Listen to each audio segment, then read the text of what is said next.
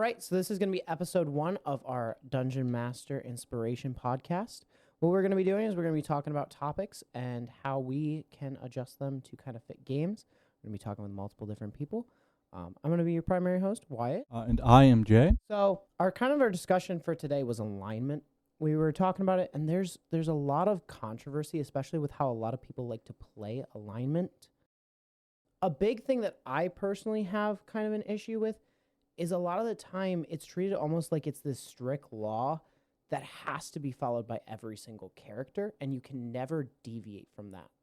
Personally, I don't think that fits how normal people act, and I want to have more depth in my characters. So, I don't have issues with people breaking what their character would do according to their alignment. So, to me, the alignment system is very, not in-depth enough for, an actual person. No person is going to be the, lawful stupid paladin who's yes, we can't touch the grass. You touch the grass, I'm going to cut your head off. No one's going to do that, but that's what lawful good or lawful neutral technically is. But so, to me, it needs to be a little more, complicated out of 4 terms. Well, I think that the 9 terms that you can grab out of the alignment chart isn't a bad way to start a character development. I just think that a big question that, every DM has to ask themselves is, are we basing alignment on initiative or on the actions of the player? So, for me, this is my always take with, I always try to go more in depth with the alignment for any character I'm making. I don't actually use the lawful. I use that as the very broad. We're doing lawful neutral. They're gonna follow a rule set of their god or whatever. But I enjoy. There's an alternate system which is based on the magic color pie, where you have your blue white characters would be knowledge and order or control and. Where that's your priority as opposed to I'm just following a law and I'm good. And it gives that little extra depth as to how you would actually act for it. As opposed to just, well, I'm a good person. What's my goal? For me personally, I take almost a different approach of I like when my characters, and as a DM, this is really how I enforce alignment. I think that intentions are far more important than the actual actions of the player. So because at the end of the day, for me, if I see a lawful good character and their lawful good is they're going to save as many lives as possible and glorify their god for a paladin, for example. And in order to save 100,000 lives, they have to do something horrible. That character is going to do that. It's the intention of the act. Whereas I've heard of a lot of DMs, and I've even played in campaigns where we've kind of been taken and my alignment's been changed because I did something evil for a good act, for a good intention. And I'm not sure that as a DM I like that perspective. I don't think it's a wrong one, but it's just not the flavor of table that I want to have. Yeah, so this is my big example for the intentions, and it's kind of a little bit of intention and action is necromancers. All necromancers are evil. But what if you have a necromancer who's using the death to do something good? For instance, you could have a necromancer who's using the dead because, for whatever reason, to take out a greater evil. This guy has, killed hundreds of, soldiers. They're just sitting there, and you might lose without them. So sometimes that action of doing this evil act isn't a bad thing in the end for which your goal at the end of the day is. And definitely, I think that that's a really good stance to take, but I also can see where if you want your actions to be of the player, I wouldn't really railroad the players into, well, you chose to do a lawful good character, so now I'm going to make you only do lawful good actions. But rather, with an action-based alignment, I would almost say that I would personally rather tell my player, hey, if you're going to base your alignment on action, I really want to see how your character interacts with everybody, and I really want you thinking about that beforehand. And during session 0, maybe play out a test fight or a test encounter or a puzzle and see how that player interprets their character, and then use those as your foundation for that alignment So that, especially if it's a paladin or a cleric, have them role play their character and then choose their alignment and find the god that's going to best fit them after that kind of test encounter. Now, a question that I've been asked and I ask myself oftentimes is how the book describes chaotic is very, very different from how I envision it. And so I oftentimes ask myself, does a chaotic character just resist the rules to resist the rules? So for chaotic, at least in my mind, always has been the level of you're not necessarily crazy or doing something like, oh, well, they say I can't kill people, so I'm going to go murder 100 different people. It's more of the how I'm going to go around my actions to either for good or for evil. So, like, you could have a chaotic good character who doesn't care about what the rules in a region is.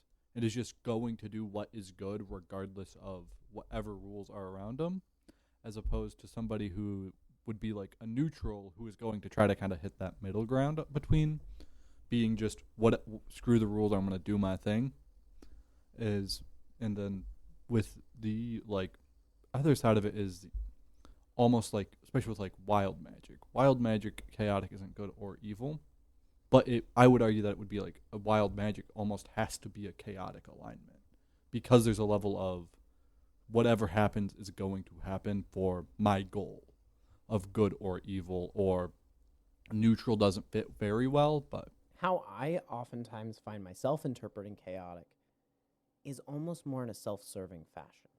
Lawful characters are going to always do what's right, whereas chaotic, they're kind of following their whims. And that's how I interpret chaotic personally. And I like the mention of wild magic. With wild magic, if I was to play that character, I would almost want to run a lawful character who has chaotic magic for the dichotomy and the internal struggle. And I think that's something that's really interesting about the storytelling portion of D&D is the fact that you can have characters that innate traits that are given by the class can have that dichotomy against the personality of the character. Like, I did play a necromancer who was lawful good, and that was a really interesting dichotomy for me to experience and to kind of try to have this character grapple with the reality that they are doing something evil, but for the right reasons. yeah, so like with the chaos parting for like with relation to the rules, the chaos doesn't have to be against specific rules. It's just they have to be more of like on their own independent thought and almost that like anti-organizational method. Not like I'm going to blow up a government building because it's a government building, but this group is being either for or against my group. So like if you're, let's say, chaotic good and you have a government that's just kill everyone who's in the way, we're going to call it a day. A chaotic character would blow them up, not because, well, the rules say I shouldn't, but because it's to reach their end of goodness. But I do find myself disagreeing a lot of the time with people when they talk about alignment and it shifting over time. I don't like to forcibly move players' alignments when they are hard set on having a specific alignment because that feels like I'm almost railroading these players. So what I like to do is I like to see based on how they act. And if their goal is to have an intention inside of themselves for specific actions and towards good or towards evil, I like to let my players kind of play that out. Now, obviously, if I have a lawful good character who's just running around killing people to kill people, we're going to have a long conversation about, well, why is that character doing that? Or maybe we should start looking elsewhere for the inspiration for how they should be acting. so for me at least, the biggest spot that comes in is like lawful characters who don't follow the legal laws. So to some degree, it depends on how you're interpreting what your lawful good is. Like, a good example are like paladins and clerics might be lawful good because their god has this code. Like, most paladins should realistically be lawful. What that doesn't necessarily mean they're going to go into town and be like, yes, I'm going to follow every single rule to the letter. But it means they have this oath and that is their code that they are going to follow no matter what. Which, then you have warlocks, also realistically should be lawful to a degree because they have that same kind of dynamic of they have to do this for whatever their code is from their deal. So something that I personally kind of came up with when I was planning through some like general things for us to talk through for this. I really liked the idea that I came up with that you start out every character in a session without an alignment. And so over the first 3 sessions, you're playing your character, truly thinking about where they came from, who they are, and really role-playing into it. And then after that 3rd session, we start talking about, okay, well, is your character doing this for good reasons? Are they doing it for bad reasons? And kind of letting that character have some life before you just slap a title on it. Because to me, I think it's very, very almost stifling to choose the alignment so early in the character building process, because you can have characters that morph for the first 1, 2, 3, 4, 5 sessions. You really don't know how that character is going to play, especially in the group, because you can be a lawful good character and be in a party that's just all evil characters, and slowly you're going to morph that character because they're eventually either going to become a neutral or an evil. Otherwise, they're going to leave the group and you're going to have to start over again. Yeah, so I think part of that is also like the discussion at the start. What is our like group's overall idea of what do we want to be? Because otherwise you're going to have that person who wants to play a good character and then basically feel like, well, I can't play because everyone else wants to go help the big bad guy. Well, I want to go against them. So you kind of have to have that. There's a bit of that early discussion of what is our group goal going to be. And then obviously because you're going to have to put the party together and everyone's going to have be a little different, there can still be that difference within like they're good and evil, but it almost has to be smaller than overall goals and has to be how they act on the day-to-day or with the people around them. So I was doing my research to be better educated for this kind of discussion, and a big thing that I saw that was mentioned a lot of times on a lot of DM forums and a lot on player forums was this idea of holy magic casters. And it kind of resonated with me and brought me back to this question of, should a holy magic caster have to share an alignment with their god? Like, if I'm a lawful good character and I'm worshiping a lawful evil character, a lawful evil god that is, but I'm not aware that they're lawful evil, that almost falls into that fiend realm and that like demon realm where they're trying to trick you and take your soul, like you would see a lot in warlocks on occasion. But with other holy magic casters like paladins and clerics, what if a lawful good character is worshiping a god like Tyr? If they're worshiping Tyr, the god of war, is he actually going to bestow any magic upon them because they're so vastly different in goals and ideologies? So this is actually a connection I've seen is there's a character in Baldur's Gate 3 whose name is Will. He's the warlock of the party, but his like epitaph is the Blade of the Frontier. He's a hero. He's like a folk hero. So he's a good person trying to do good things. So he's like neutral good or lawful good or something like that. There's not really hard alignments in the game. But his patron is a demon. So they're going to be evil. So for like, especially with like warlocks and clerics can kind of hit the same spot of how they use their magic. Like, yes, their god might be evil, but they can be using that evil magic for something good. Which, whether or not that means their god doesn't like them or is trying to screw them over at some point. Like, for instance, that character at some point has the option, like, depending on how he acts, he can choose to go against his oath to his patron. And then because he's being a decent person by going against his oath, he gets punished for it. And it's almost that level of they should be able to be whatever they want to be, but there's some piece of their patron or god that's going to affect them because of their choices. See, and while that has an interesting like attitude and perspective on it, I myself as a DM am inclined to say, if you're a lawful like, let's say you're a lawful evil character worshiping the lawful good God of life. I'd almost want to say that because of your actions, that lawful good God isn't going to bestow magic upon you to let you do evil things in their name. And that's where I kind of have this challenge in my mind about it, because especially like evil gods a lot of times will still bestow power because they want to corrupt. But that's not always true with good gods. To me, it's a difference between what type of class they are. Because I would put the argument of warlocks are also in their own way a holy caster. For warlocks, it should be whatever they want to be. Their patron is going to punish them for going against what their whims are. Whereas with a cleric, you almost have to make sure whatever you're wanting to do and your god have to align. Because if I want to play a chaotic evil character and I'm worshipping Bahamut, Bahamut's not going to give me anything if I'm going out and just doing whatever I want, killing everyone in my path. So like for clerics, I think you have to be aligned with your god in some way. Like you could be a chaotic good character with a lawful good god. And the god might still give you something because you're doing good. Or if you're a lawful evil, he might be doing something if you're doing something beneficial. So like if you're a lawful evil cleric and you're like a good example is like the like law sector.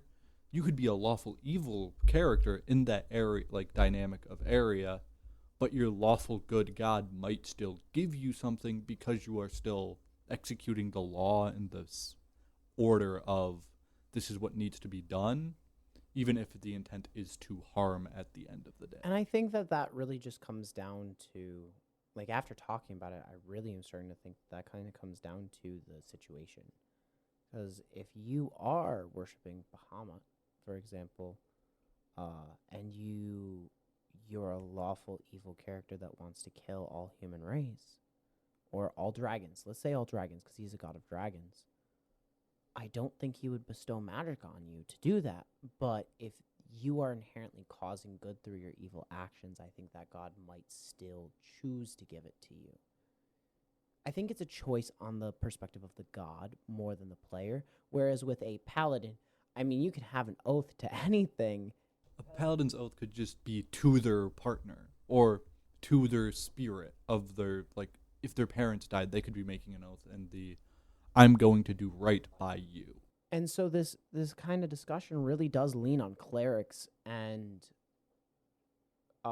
warlocks almost exclusively. And like you said, warlocks, you're just going to get punished by your patron. Like, that's going to be a miserable experience. But with a cleric, I would almost be so interested to see a lawful evil character who tries to cast a spell for evil means from a good god and it just fizzles because it doesn't work. I think that would be a really interesting relationship. I do think, though, that would have to be a conversation before they pick their class. Absolutely. Or in that, like, session 0 stage of, because otherwise somebody might be wanting to play a lawful evil character who's worshipping a god of life who's lawful good or neutral good. And then be told later, if it's not a good DM, would be like, oh, well, your magic fails. Yeah. And now suddenly they're out of a character's actual, like, capability. Very true. And I think that comes down to that earlier discussion of your tensions versus your actions.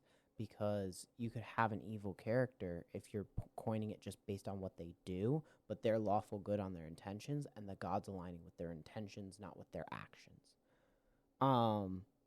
Neutral's probably what I consider to be the trickiest, though, to play, because unlike lawful and chaotic or good and evil, which are very black and white, neutral's kind of everything in between.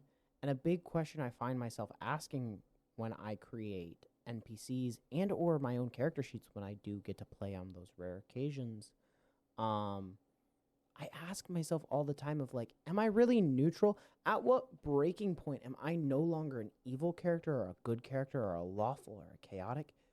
Like, what level of gray do I have to be to truly be neutral? So that one, I think, depends with the level of what part of your alignment is neutral.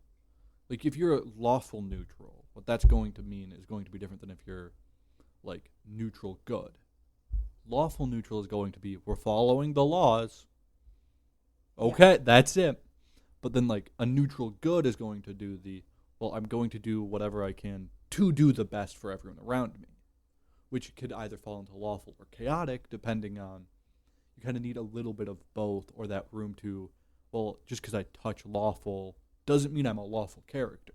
And that's really true. A big challenge that I have always come with is like I've played neutral good characters and neutral evil characters, and those are challenging in themselves. But the one that I've never been able to really wrap my head around has been true neutral, because to me, it's very hard to play true neutral.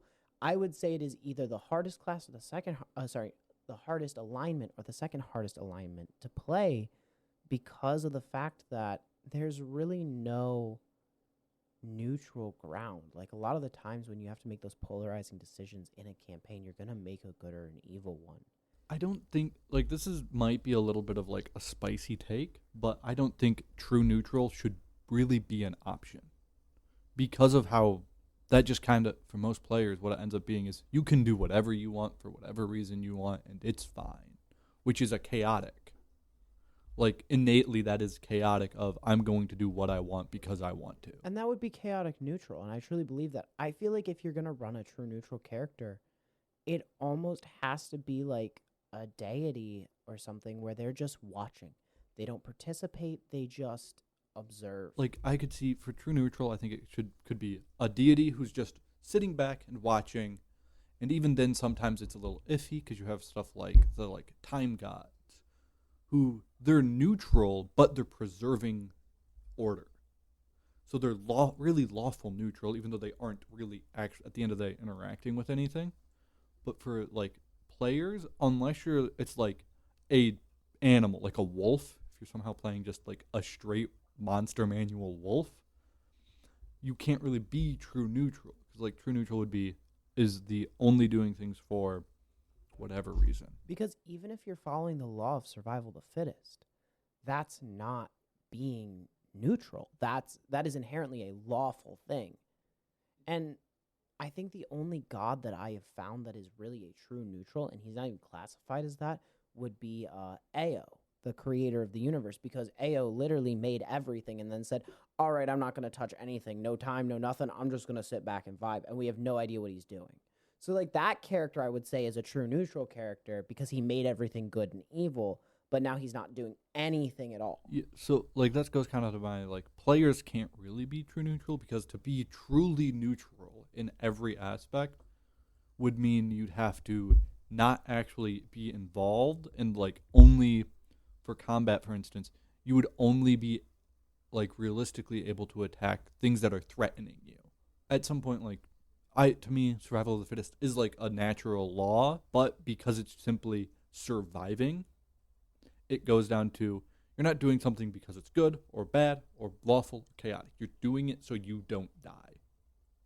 So like animals, for the most part, other than like dragons who actually have some level of sentience, are going to be for the most part true neutral. They're just going to be where they are, and they're going to be chilling there until something comes into their space. And a thing that I really do agree with you on that. And neutral, like I said, is probably the hardest thing to play, because you have to really have no dichotomy. You have to have no strong choice.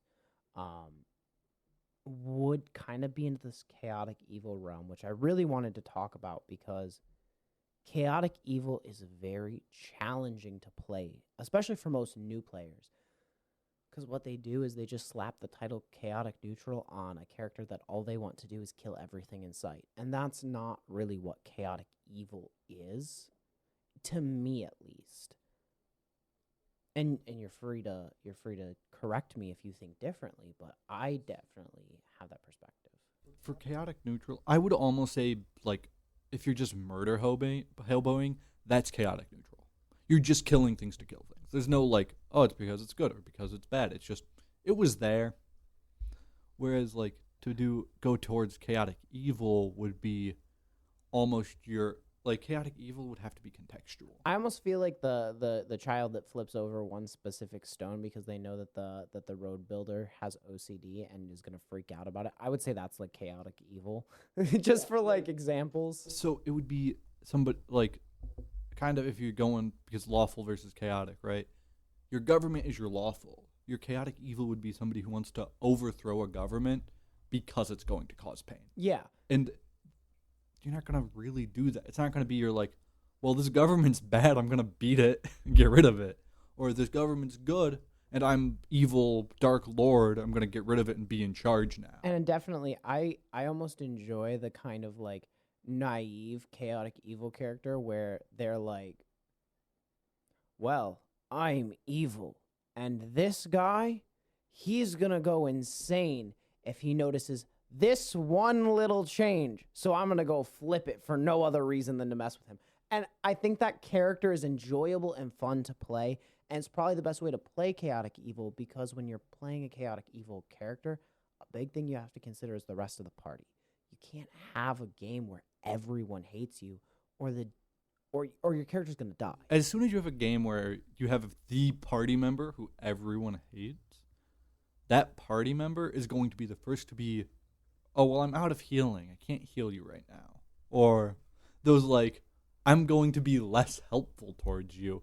And then that person, even if they're like great person in every other aspect and they're just trying to play something different, they're going to start getting frustrated and then start taking it out on the rest of the party because they can't play their character when they're, at 2 hit points and the cleric's, well, I'm helping somebody else over here. And I think that's so true, is like when you're playing a chaotic evil, almost the hardest challenge is getting everybody else to be okay with the fact that you're playing chaotic evil. I mean, I've had that issue myself.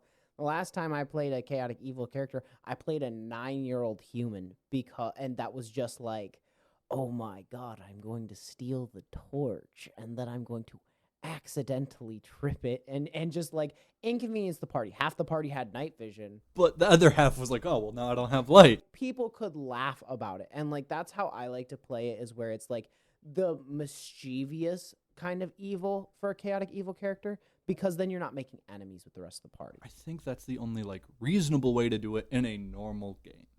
The one exception to that being is if you and your party decide you want to do an evil campaign and you want to be the villains, then that chaotic evil, somebody can do it.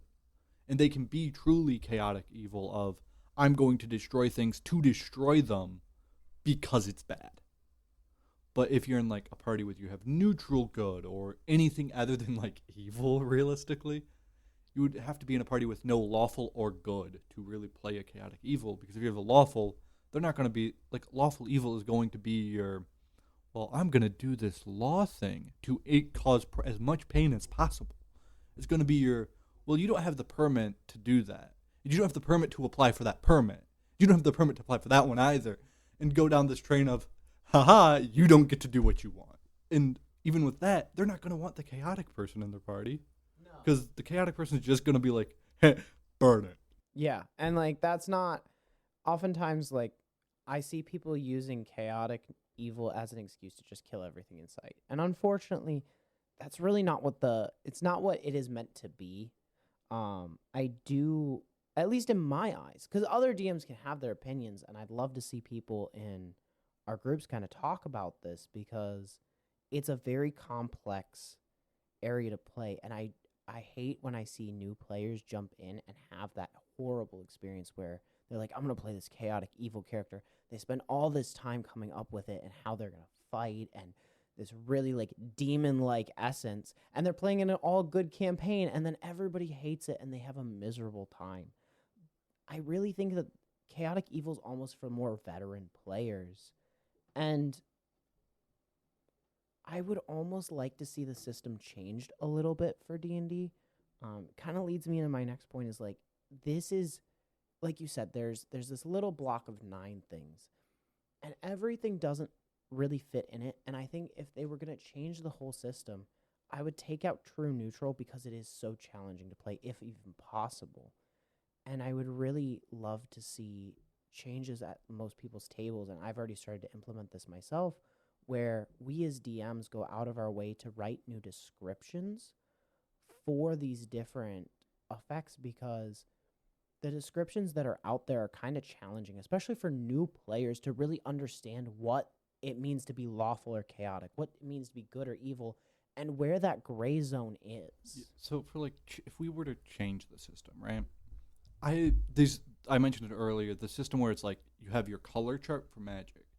So you pick 2 colors or 3 colors or 4 colors, and you take those aspects of like if I'm pure blue for Magic is like knowledge and magic, and that's all what the goal is you aspire to be magical and smart, and you can add that to something like, which usually like knowledge is an order based thing, but you can add red, which is the chaos and emotion, and you like that's your inventors and your like chaotic magic of I'm going to cast a big thing and see what it does. And you kind of get that like level of you can have these different aspects to your personality as opposed to I'm a chaotic good person, which means I do crazy stuff for good. And it's a little too vague and bland, whereas if you go with like it's 5 colors and you can combine them. That there's tons of options there where you can have this super diversified system, but it's a little complicated. It's a little weird, so it's harder to get into. And I think that's where that kind of a system really struggles, and where I do kind of like how D&D does it. I just wish it was almost more like a plus sign than an actual square, because there's these outliers that don't feel natural, and especially they're not easy to play, especially for new characters. And like the issues I see implementing the system you're talking about is it's got this huge barrier for entry, and especially right now, the time where we're recording this, Baldur's Gate is still very, very new, and it's bringing a lot of people into the tabletop RPG. And I really, especially since Baldur's Gate didn't really touch on alignment. Yeah, like it has a little bit in there. I know you haven't played it, but I've only made it through a little bit. But there's no like you can be good, you can be evil. You could be a good 1 second and evil the next. Where it's like you don't have. It doesn't matter what your alignment. Yeah, and I think with D&D, because of the fact that it's more of a creativity game and we're creating our own stories, I feel like our characters have to come to life a little bit more to make the stories engaging. I mean, if we think about it, half of this game is just people sitting around a table and playing with their imaginations. And in a video game, you've got graphics and other things to keep you involved. In order to keep that same level of retention and really enjoy it, I feel like we have to put so much more creativity and effort into it and have these complex characters. And unfortunately, I think a lot of that is missed in the alignment. And I'm very, very concerned. I'm concerned and interested to see how people who are coming from Baldur's Gate are going to handle alignment and creating these high depth, nuanced characters. And I don't know, you've played the game more than I have. What are kind of your thoughts of people transitioning over with alignment? So I don't think there's not a transition for alignment. You just don't have it, and now you do. So like the people coming over are gonna understand how combat works. They're gonna understand how like rolling to succeed on a persuasion works. They won't have like physically rolled the dice because it's a game and it has it as a mechanic, but they're going to kind of get those base ideas. All of the role play and the like actual character, they will need to is going to be a full new. That's all they're going to need to learn.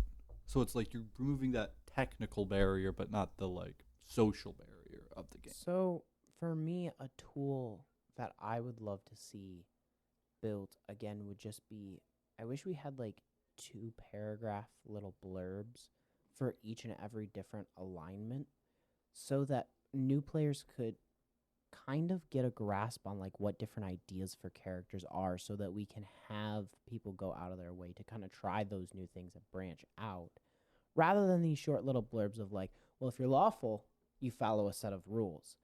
That's not as nuanced to me, and I feel like that's something that's going to make it hard for these new players transferring over, versus something where it's like, if you are a lawful character, whether it's good or evil, there is this set of boundaries that you're not willing to cross.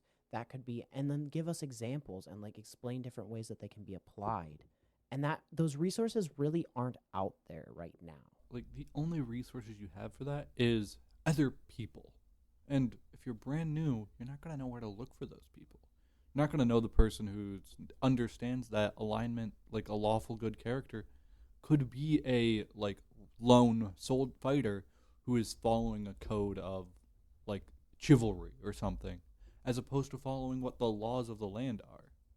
Like you can have these different ideas of what lawful is within the sphere, but those new players aren't going to have the person who's going to be Okay, so for your lawful character, you don't have to just follow every single law to the letter. Yeah.